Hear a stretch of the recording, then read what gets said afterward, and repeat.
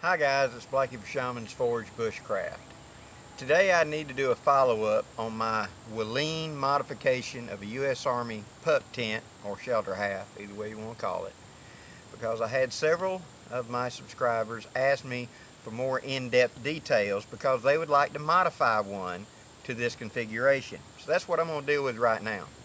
Now I went ahead and set it up deluxe, complete with the floor. This is another shelter half that goes in as a floor for it. I'm going to bring the camera in, we're going to look on the inside of it, and then we're going to get on the outside and we're going to talk about modifications. Stay with me, be right back. Okay guys, here is the inside. Now, you'll see you've got a double edge where the snaps are, right here. You have the 3 sections of poles. The additional shelter half acts as a floor, as you see. It fits the footprint pretty much, not exact. I haven't got that side pulled out. But I like to bell my sides a little further outward. And see, that's not exactly straight. Now, we're more up and down.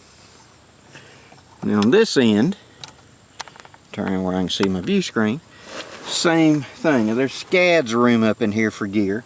And I'm sitting up and easily got 1.5 foot clearance to my top of my head sitting in it. So this is set up in the yard just to give you an idea right quick. Now this one, my center tie out, I have pulled out, same exact like you see on the floor. Gives me more room. You want the center tight so that rain sheets away from you and doesn't puddle up, because this is going to get wet and it's going to want to sag in. So we want to make sure this is good and waterproofed. Make sure that our seams have been specially addressed.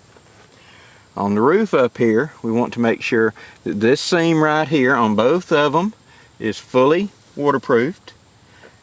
Any holes, like you see, I've got a little bitty pinhole right here. That will need to be plugged up, duct taped, whatever. There's another one right there. And it will be a fairly effective shelter.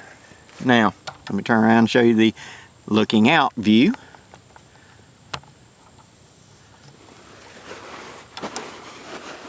Okay, this is from inside the shelter, looking out. There's your nice, wide, generous porch, I'll call it. Your guy line there, and your front corner stake there. You've got plenty of room to have a fire directly in front, and plenty of room to have access on either side. Okay, let me set the camera back up, and I'll be right back with you. Plenty of room.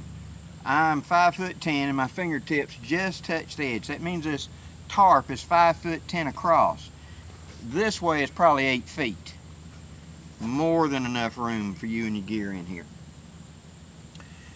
What I've got it set up with at this time is the issue poles, the issue stakes, issue guide ropes. Now each shelter half comes with the shelter half, 3 sections of pole, 4 stakes I believe, and 1 rope. By me buying 3 sets, I've got 3 sets of poles. Now my 2 outrights can be simply, I could put one in the middle and run 2 guide lines, or I could run a crossbar right there and tie between a ridge line between 2 trees, or I could have a cut pole and 1 additional pole. Either way. The thing to understand with these poles is they fit bottom to top like that, sitting one inside of each other. When you're buying the poles, inspect them. Quite often that point gets broke. I might as well do a little demonstration.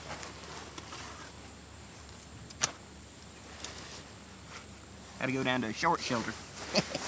Okay. Now, this is the tent pole.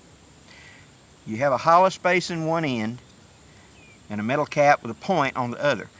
Turn that, make sure that's not severely bent. These do get bent fairly easy, so make sure it's not Also, on your other end, look at it and make sure it's not been battered severely and there's nothing packed up in there like a broken off one. That way you've got 3 poles that are going to fit together. If they are, mix and match till you get what works. Okay? You can do without these and simply put a ridge line up between 2 trees to hang this tent. This is convenient though.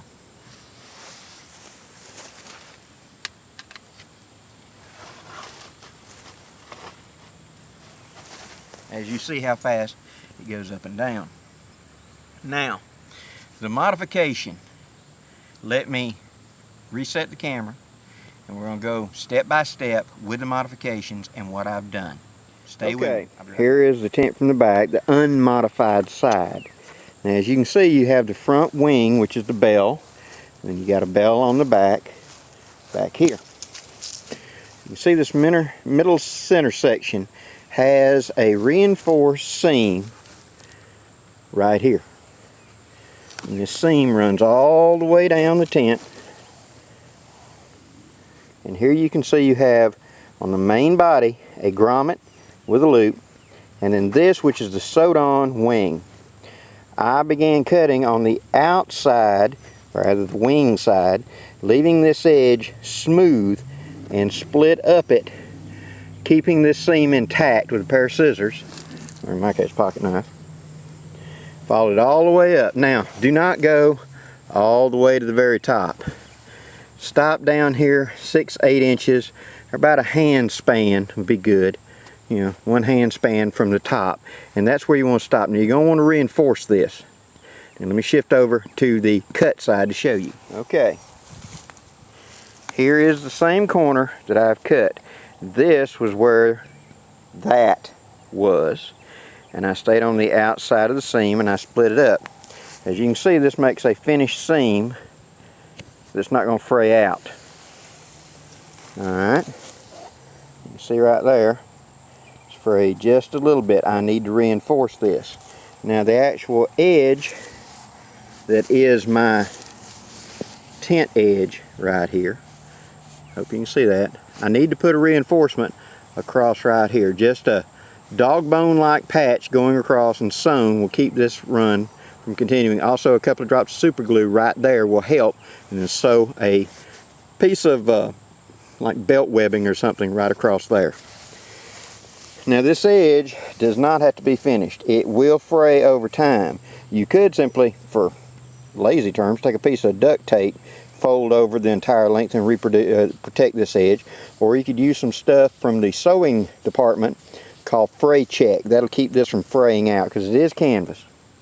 Now the other end of it, what I've done here, move over to this other one and get you a better picture. So I've come down, and here is my door. Here at the bottom, I have put in a grommet from a grommet kit and added one of the loops. So now it is simply split to there, making my tarp and making my wing, which makes the Whelen pattern. Now looking around inside again, you see how big and roomy that is. Plenty of room in it. Okay, step back outside.